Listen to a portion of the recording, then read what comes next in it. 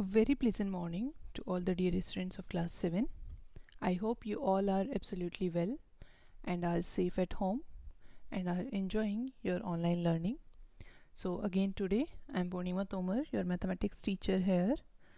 Welcomes you on my YouTube channel, and today we are going to start with a new topic, a very good topic, and which is basically which you have learned, you have understood in your previous standard. In 6th standard also you have an idea of the terms like constant, variables and all, and we will know about this more in this chapter. Okay, so I must tell you that, like in the geometry or in other part, like in mathematics you learn about the figures, about quadrilaterals, square, parallelogram. That comes under a branch of mathematics, that is geometry. Okay, so the mathematics is also divided into many branches, many parts. Okay, so here when you talk about the expressions and the operations, mathematical operations on expression, it comes under algebra. Okay, and you will have the chapter 12 also in 7th standard. In 7th standard only, in this standard you will have chapter 12, that is algebraic expressions. Okay, so the algebraic expressions are no different from each other.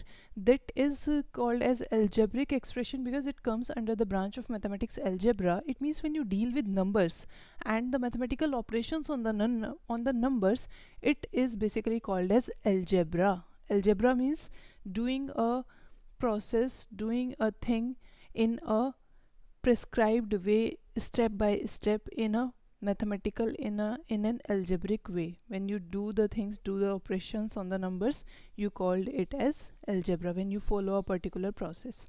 So that is your algebra, and the simple equations and the numbers, the expressions, all come under the branch of mathematics that is called as algebra. Okay, in higher standards and in all more classes you will learn more about this concept. Now today, moving toward our main topic, let us just consider a situation. Okay, I am considering a situation. After that we will start our main topic that we are going to discuss today. So class 7, let us consider a situation before moving towards the main topic of our new chapter. So this is something explanation. Okay, and you need not to write it in your notes, you just understand this. Okay, so there's a situation that there's a taxi and a girl wants to travel some distance by this taxi. She wants to go to her cousin home, let us suppose. So uh, the driver told the girl that the fare is rupees 10 per kilometer. Okay, means for 1 kilometer she will be paying rupee 10, for 2 kilometers she will be paying rupees 20. Okay, then the girl traveled, then the charges girl paid after the journey ended. Okay, after completing the journey, the girl paid the driver rupees 50. Rupees 50 pay kiya, and we have to find out that the distance traveled by the girl. Okay, we have to find out this distance, the distance travel by the girl. तो हमें ये हमारा question mark है, हमें ये निकालना है. तो सिचुएशन देखिए, आप खुद को इस सिचुएशन में कंसिडर कीजिए. लाइक आपके पास, आप टैक्सी लेते हैं, आपको टैक्सी ड्राइवर कहता है कि ₹10 पर किलोमीटर के लिए मैं लूँगा. ठीक है, और आप जर्नी कंप्लीट करने के बाद उसको ₹50 पे करते हैं. Now you want to know that आपने कितना किलोमीटर डिस्टेंस ट्रेवल किया है. तो आप क्या करेंगे इस सिचुएशन में, आप इस कंडीशन से, इस सिचुएशन से आप एक एक्सप्रेशन फॉर्म करेंगे, और यू कैन से एक इक्वेशन फॉर्म करेंगे. कैसे इक्वेशन फॉर्म होगी, आपको क्या निकालना है, distance travelled by the girl. Consider कर लीजिए उसको x, let it be x. मैंने, क्योंकि मुझे जो फाइंड करना है, आपको, आप जानते हैं इसको, 6th स्टैंडर्ड में भी आपने सीखा था, आपको जो फाइंड करना है आप उसको x कंसीडर कर लीजिए, क्योंकि आपको इसकी वैल्यू नहीं पता. x is what, x is variable. Variable means जिसकी वैल्यू चेंज होती है, वेरी करती है. अगर ₹10 की बात करें तो ₹10 here is constant, ₹50 here is constant. तो आपने जो वैल्यू चेंज होती है, इट मीन्स जो वैल्यू कुछ भी आएगी हमें नहीं पता, उसको आपने x कंसिडर कर लिया. So according to the situation you can get कि अगर उसने x किलोमीटर ट्रेवल किया है, ठीक है, तो टोटल फेयर क्या होगा उसका, total fair paid for travelling x kilometre. जब 1 किलोमीटर के लिए आप जानते हैं 1 किलोमीटर के लिए ₹10 पे कर रही है, तो x किलोमीटर के लिए x multiply by 10x rupees पे करेगी। The girl will pay 10x rupees. Okay, so but आपको पता है this 10x is equals to, actually में क्या पे किया है गर्ल ने, ₹50। So from the question question से आपको क्या मिला कि 10x बेसिकली है किसके इक्वल, 50 के इक्वल। सो दिस जो आपने ये आप लेकर के आए हैं, this is a simple equation. This is a simple equation about which we are going to discuss in this chapter. Okay, simple equation के बारे में हम यही डिस्कस करेंगे कि हम इक्वेशन को फॉर्म कैसे करते हैं, फिर हम उसको सॉल्व कैसे करते हैं, और किसी भी इक्वेशन का सॉल्यूशन क्या होता है। अब आप देखिए, आपने इक्वेशन तो फॉर्म कर ली, लेकिन हमें हमारा पर्पस क्या था, हमारा पर्पस था ये निकालना that how much distance, the total distance travelled by the girl. मुझे x की वैल्यू फाइंड करनी थी, मेरा पर्पस था x की वैल्यू निकालना। तो यहाँ पर अब अगर आप इस इक्वेशन को देखेंगे तो देखिए ये इक्वेशन है। अब x की मैं क्या वैल्यू ऐसी पुट करूं कि मेरे पास LHS इक्वल्स टू RHS आ जाए। ये लेफ्ट हैंड साइड है, you know very well, this is right hand side. मैं x की क्या वैल्यू पुट करूं कि LHS इक्वल्स टू RHS आ जाए। तो आप बहुत इजीली ऑब्जर्व करके यहाँ से बता सकते हैं कि मैम x की वैल्यू 5 पुट कर दीजिए, आपको LHS में क्या मिलेगा, 10x क्या हो जाएगा आपका, 10 multiply by 5 and you will get 50 and RHS is already 50, so 50 is equals to 50 और आपका LHS equals to RHS हो गया। It means, what does it mean, 50 is equals to 50 आने से क्या हुआ, इसका मतलब ये हुआ कि LHS equals to RHS हो गया। It means that the equation this 10x is equals to 50 is satisfied by putting x is equals to 5। मतलब वेरिएबल की वैल्यू x5 पुट करने पर इस इक्वेशन में, इस इक्वेशन का LHS RHS के इक्वल आ गया। इसका मतलब ये है कि इस वैल्यू ने इसको सेटिस्फाई कर दिया। ठीक है, सेटिस्फाई कर दिया, it means x is equals to 5 is the solution for 10x is equals to 50। Okay, and x is equals to 5 जो आपका निकला बेसिकली है क्या, 5 kilometre. It means total distance travelled by this girl is what, it comes to be 5 kilometre. और आप देख भी सकते हैं कि 5 किलोमीटर उसने डिस्टेंस ट्रेवल किया, 1 किलोमीटर का 10 रुपीज़ था, तभी तो उसने 50 रुपीज़ पे किया, 5 multiply by 10। So this is basically what, this is the whole conclusion of this topic, जो मैं आगे आपको बहुत इजी हो जाएगा अगर आप ये चीज़ समझ लेंगे तो। ठीक है, तो इक्वेशन, मेरा पर्पस क्या था, किसी भी गिवन कंडीशन से हम अपनी डेली लाइफ रूटीन में कहीं भी सिंपल इक्वेशंस को यूज़ कर सकते हैं। You can think about the situation while you're going to market buying some things, or you are traveling some distance, in any condition, when you have some variable, some constant, when you want to find out value of something, you can frame that situation into an equation। और आप equation में जब उस variable की value निकाल लेते हैं जिससे इक्वेशन की लेफ्ट हैंड साइड और राइट हैंड साइड सेटिस्फाई हो जाती है, तो आपको आपका सॉल्यूशन मिल जाता है, and that is basically called the solution of the simple equation. So moving further, this is what we have understood about the simple equation. It means I have told you the significance of simple equation, that what is the use of simple equation, and how do we get to a solution of a simple equation. Okay, and how do we frame the equation, जैसे हमने equation frame की in the case of fare of the taxi. Okay, so here these are the notes that you have to write, that was the explanation. So chapter 4, simple equations, I have written some of the definitions that I have told you earlier in the 6th standard also, same. Variables are denoted by small letters of alphabets like x, y, z, s, t, u, v, w, x, कुछ भी हो सकता है, ठीक है, small letters से denote करते हैं generally, and they can take any values, their values is not fixed. हम इसीलिए कहते हैं वैल्यू इज नॉट फिक्स्ड क्योंकि एक इक्वेशन में x की वैल्यू 5 निकल के आ रही है, दूसरी सिचुएशन अगर कुछ और होती तो x की वैल्यू 2 आ सकती थी, 10 आ सकती थी, according to the condition. So therefore we say that variables does not have a fixed value, their value vary. Okay, their value vary, their value changes, that is why they are called as variables. Then constants, these terms have fixed values, for example 2, 500 etc., like rupees 50 है ना, these are constant.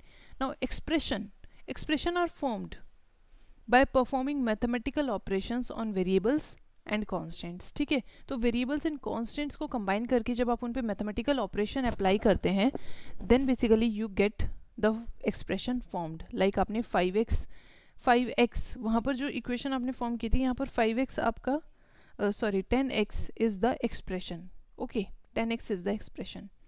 So 2x plus 5, it is an expression. X minus 5, it is an expression, because it contains variable and constant and the mathematical operation addition, and here the mathematical operation subtraction. Okay, so these are expression. Now coming to the equation, expressions with the sign of equality are called as equation. It means जब हम expression form करते हैं, like आपने उसमें 10x form किया था, जो मैंने आपको explain किया example, 10x एक्सप्रेशन फॉर्म किया था, जब आप इससे इक्वेशन फॉर्म करते हैं, इट मीन्स जब आप एक्सप्रेशन को इक्वलिटी साइन के साथ आपने लिखा एंड इक्वल्स टू 50 लिखा, ठीक है, with the sign of equality या equals to, equality is what, equals to, these are called an equation. तो आप उसको एक्सप्रेशन जो है वो इक्वेशन बन जाते हैं when you put them with an equality sign. The value of variable for which LHS equals to RHS is called solution of the equation. So जो मैंने आपको explain भी किया, मैंने solution find किया था x is equals to 5 kilometer. So this is what the value of variables किसी भी equation का. If someone asks you that what is the solution of an equation, तो solution of an equation वही होगा जो value of variable उस equation को satisfy कर देगा. और इक्वेशन को सेटिस्फाई करने का मतलब है कि LHS इक्वल्स टू RHS हो जाए. Okay, like here again I have taken example, like 2x plus 5 is equals to 15. 2x plus 5 is equals to 15 is equation. Put x is equals to 5 in LHS. तो हमने क्या किया, x is equals to 5 LHS में put कर दिया. तो 2x plus 5, x 5 put कीजिए, solve कीजिए, 2 multiplied by 5 plus 5, you will get 15, which is equals to RHS. So hence satisfy हो गया, equation satisfy हो गई x is equals to 5 के लिए. So therefore x is equals to 5 is a solution of equation 2x plus 5 is equals to 15. और एक और चीज़ आप देखेंगे क्लास 7, that जो ये equation है, this is an equation in a single variable. ठीक है, मतलब आप अभी क्योंकि स्टार्टिंग में in the beginning you will learn about single variable equation, in higher standard you will learn about 2 variable equation, और 2 से ज़्यादा वेरिएबल भी हो सकते हैं किसी इक्वेशन में प्रेजेंट. ठीक है, लेकिन यहाँ पर सिंगल वेरिएबल इक्वेशन है, मतलब अगर x है तो x ही प्रेजेंट होगा पूरी इक्वेशन में, या t है, u है, सिंगल वेरिएबल प्रेजेंट होगा. Therefore these are called as simple equations. Okay, और सिंगल वेरिएबल इक्वेशन के लिए जो सोल्यूशन होगा that will be single, one solution ही होगा. कहने का मतलब ये कि x इज इक्वल्स टू 5 के अलावा इस इक्वेशन में LHS में आप और कुछ भी पुट कीजिए, कभी भी वो RHS के इक्वल नहीं बन पाएगा. Like if you put 4 here, 4 to the 8 plus 5 13 हो जाएगा. If you put 6 here, 6 to the 12 plus 5 17 हो जाएगा. लेकिन सिर्फ और सिर्फ x इज इक्वल्स टू 5 ऐसी वैल्यू है वेरिएबल की जिसके लिए ये इक्वेशन सेटिस्फाई होगी. तो सिंगल सॉल्यूशन ही एग्जिस्ट करेगा, सिर्फ one solution you can find for the equation in one variable, single variable equation के लिए. ठीक है, सो this is this. And now after discussing the equation and its solution, next concept is your forming equation, or you can say framing भी बोल सकते हैं, framing the equation. So this is something that you have learned in the class 6. ठीक है, class 6 में आपने क्या किया था, जब algebraic expressions का बेसिक आपने स्टार्ट किया था, then you have framed the equation by the given condition. और अगर कोई इक्वेशन है तो उसको भी आपने स्टेटमेंट में कन्वर्ट किया था. मीन्स इस स्टेटमेंट से equation banana and equation given से स्टेटमेंट फ्रेम करना, ये दोनों चीज़ें आपने सीखी थी. Now just recalling that memory, you will get that the sum, here I am taking a single example, the sum of 3 times x and 11 is 32। इससे आपको इक्वेशन फ्रेम करनी है। So you can see the sum हो रहा है, ठीक है। And for framing the equation you must read the statement carefully and each and every word must be understood to you, okay, must be clear to you. The sum of 3 times x and 11 is 32. It means sum हो रहा है किसका? 3 times x का and 11 का. Is means है, ठीक है। is can be referred for equals to, ठीक है। जब आपके पास will is helping verbs जो होती है ना स्टेटमेंट में, these are sometimes give us a reference कि equals to कहाँ पर आएगा, लेकिन वो सिर्फ reference देती हैं, ठीक है। ऐसा नहीं कि is आ गया तो वहाँ पर equals to लग जाएगा, no, you have to understand the meaning of this statement। वो reference के लिए हम use कर सकते हैं and it will come by practicing more and more statements। So sum of 3 times x, मतलब sum हो रहा है किसका? 3 times x का and 11 का is 32। रिजल्ट क्या मिलेगा हमें? 32।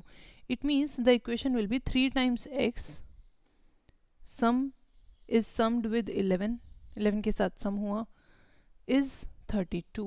this is the basically equation from this statement। and also you will be having questions in exercise question number 4 and 6 is solely based on this concept only, and you will learn there also।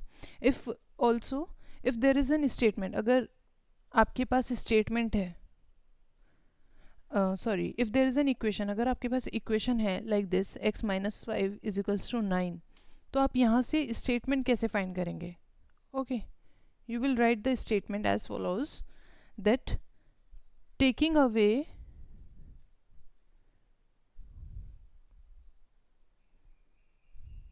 you will write taking away 5 from x gives 9, okay। और आप ऐसे भी लिख सकते हैं that 5 subtracted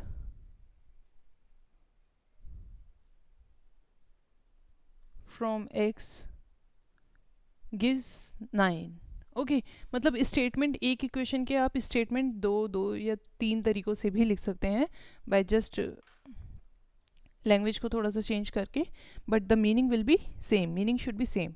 now this is all and we will now move toward our exercise 4.1, okay। I will be solving some of the part of question and the other you will do by yourself, and with this exercise 4.1 will be completed। So here the exercise 4.1 is, first question is complete the last column of the table, and it is what saying equation given, value is given, they are asking say whether the equation is satisfied, yes or no। तो आपको पता है, you know that equation is satisfied का मतलब क्या है, क्या आपको चेक करना है? simple, you have to check whether LHS is equals to RHS or not while putting the value x is equals to 3 in the given equation, okay। तो it means आपने क्या करना है, you will also class 7 you will write the questions of the complete exercise, okay, questions should be written। so आपने क्या करना है, question number 1 first part, the equation is this and given x is equals to 3। so LHS क्या है आपका, x plus 3, put x is equals to 3, you will get 3 plus 3 is equals to 6, okay। and RHS is equals to 0, 6 is not equals to 0, it implies LHS is not equals to RHS, hence नो आ जाएगा, ठीक है। Satisfied में आपको yes और no लिखना है तो नो आ जाएगा। इसी तरीके से आप बाकी सब पार्ट्स करेंगे, you will form this table, okay. This calculation can be done in rough by you, you will complete the table. And question number 2 says check whether the value given in the brackets is a solution to the given equation or not। तो आपको solution of equation पता है, n is equals to 1 के लिए ये LHS equals to RHS satisfy होना चाहिए। I have taken the B part, so you can see that this is the equation. n is equals to -2 के लिए मुझे चेक करना है, I will write this and will write put n is equals to -2 in given equation, okay। and So LHS is 7n plus 5 is equals to 7 multiplied by minus 2. Minus 2 should be in bracket, okay? Plus 5 is equals to, now you will do multiplication first. 7 2s are 14, but positive number is multiplied with negative number. आपने integers बहुत अच्छे से पढ़े हैं. You will get minus 14 plus 5 and here you will get minus 9, क्योंकि एक addition हो रहा है नेगेटिव एंड पॉजिटिव इंटीजर का, तो नंबर्स सब्ट्रैक्ट हो जाएंगे एंड लार्जर नंबर के आगे जो साइन होगा, 14 के आगे जो साइन होगा वो आपका सोल्यूशन में आएगा.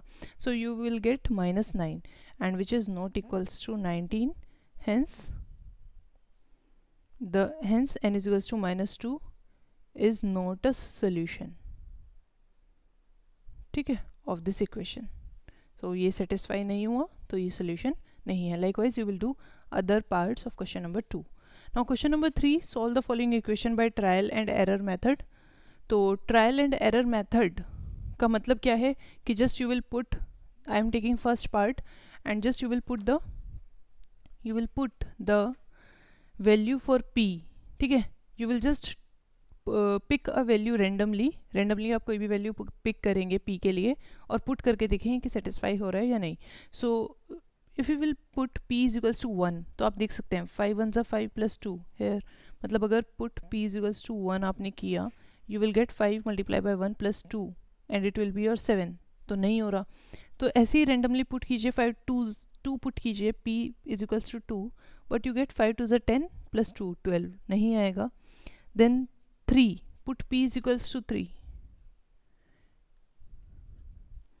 you will get 5 multiplied by 3 plus 2 and it will be your 15 plus 2 is equals to 17. so it is equals to RHS. so therefore solve करना था आपको हिट ट्रायल एंड मेथड से, therefore solution is p is equals to 3 is solution. So hit and trial method का मतलब ही ये है कि आप कोई भी रेंडमली वैल्यू देखें, ऑब्जर्व करें इक्वेशन को एंड उसको पुट करें, दैट इज हिट करें, ठीक है. और नंबर्स और अपने वेरिएबल की वैल्यू का कोई भी पिक करें वैल्यू एंड पुट करें. This is basically what hit and trial method. Okay, लेकिन हिट एंड ट्रायल मेथड आपको हमेशा यूज़ नहीं करना होता. Means in higher standard, in 8th standard और in moving further you will also learn about solving the equation without hit and trial method. जो तरीका होता है इक्वेशन सॉल्व करने का वो मैं आपको दिखा रही हूँ, ये एक्स्ट्रा है आपका, ठीक है. एक तो तरीका है कि हिट एंड ट्रायल मेथड, दूसरा तरीका क्या है, 5p plus 2 is equals to 17. मुझे p की वैल्यू निकालनी है, मुझे वेरिएबल की वैल्यू निकालनी है, तो मुझे इस इक्वेशन को p से फ्री करना है. कहने का मतलब ये है कि यहाँ पर मुझे p को बिल्कुल अकेला करना है LHS में, p के साथ और कुछ भी नहीं होना चाहिए, ठीक है. So what I will do, यहाँ पर 2 है ना, तो मुझे ये 2 को हटाना है, तो मैं सब्ट्रैक्ट कर दूंगी 2 से बोथ द साइड्स. आपको पता है कि इक्वेशन में अगर हम कुछ परफॉर्म कर रहे हैं तो वो हमें दोनों साइड करना होता है ताकि उसकी रियल वैल्यू चेंज ना हो. हम एक साइड नहीं कर सकते. दोनों साइड से 2 सब्ट्रैक्ट कर दिया तो आपको पता है प्लस 2 माइनस 2 हो जाएगा, कैंसिल हो जाएगा. You will get 5p is equals to 15. Okay, उसके बाद आपको p को फ्री करना है. p के साथ 5 है मल्टीप्लिकेशन में, डिवाइड कर दीजिए दोनों तरफ 5 से. ये ध्यान रखना है कि जो कुछ भी आप करेंगे वो इक्वेशन के दोनों साइड करना है. LHS RHS डिवाइड किया 5 से, 5 1 5 ये कट गया और ये 5 3 15. What you will get, p is equals to 3 and this is what you are getting from here and this is the way to solve. Means एक तरीका होता है हिट एंड ट्रायल, दूसरा तरीका होता है बाय ट्रांसपोजिंग. मतलब आपने ट्रांसपोज किया, 2 को हटाया और इधर ट्रांसपोज भी कर सकते थे, और by following step by step method you get p is equals to 3. क्योंकि मुझे वैल्यू वेरिएबल की निकालनी थी, p की वैल्यू निकालनी थी, तो p के साथ जो कुछ भी है वो मुझे रिमूव करना है, ठीक है, इसलिए मैंने किया. Now question number 4 is your right equations for the following statement. It is basically from the 6th standard only, and I am taking 8th part of the question number 4, which says if you take away 6 from 6 times y you get 60. It means if you take away means subtract होगा. हर एक word को आपको interpret करना है. 6 subtract होगा from किससे, from से, किससे, 6 टाइम y से. यू गेट आपको मिलेगा 60. इट मीन्स 6 टाइम y से 6 सब्ट्रैक्ट कर दो, take away 6 from 6 times y, you will get 60. Simple. ठीक है, this is the simple equation formed from the statement. Now question number 5 is, it says write the following equations in a statement form. तो ये आपकी equation है, आपको इसको statement form में लिखना है. What you will do, here is 2 is subtracted, you can see that 2 is subtracted from किससे, 4 times p, 4 times p you get, या it will give, आप ऐसे भी लिख सकते हैं, it will give 18 simply. Okay, likewise other part can be done. Now question number 6 is again same to question number 5, set up an equation in the following cases. And here you can see that question number 6 first part, Irfan says that he has 7 more marbles than 5 times the marble Parmit has. Parmit के पास जितने marble हैं उसके 5 times से 7 ज़्यादा marble हैं इरफान के पास. Irfan has 37 marbles, Irfan के पास 37 मार्बल्स हैं. उन्होंने नेक्स्ट स्टेटमेंट में बता दिया. Take m to be the number of Parmit's marble and write the equation. So the m, what you will do, permit has m marbles. So according to statement या according to question Irfan has कितने बोला है, Irfan has 37 marbles. Okay, now according to statement यहाँ पर आएगा आपका. According to statement what you will get, 7 times जितने परमित के पास हैं उसमें अगर 7 ऐड कर दें, 7 more, then 5 times of Parmit marbles में 7 ऐड करते हैं, इतने मार्बल इरफान के पास हैं. और इरफान के पास हैं कितने marbles, 37. So you will get the statement like this. So class 7, this is all for today. You will understand the basic of the simple equations and will complete your exercise 4.1. In the case of doubt, just let me know. And this is all for today's class. So please complete your work, stay happy and stay safe at home.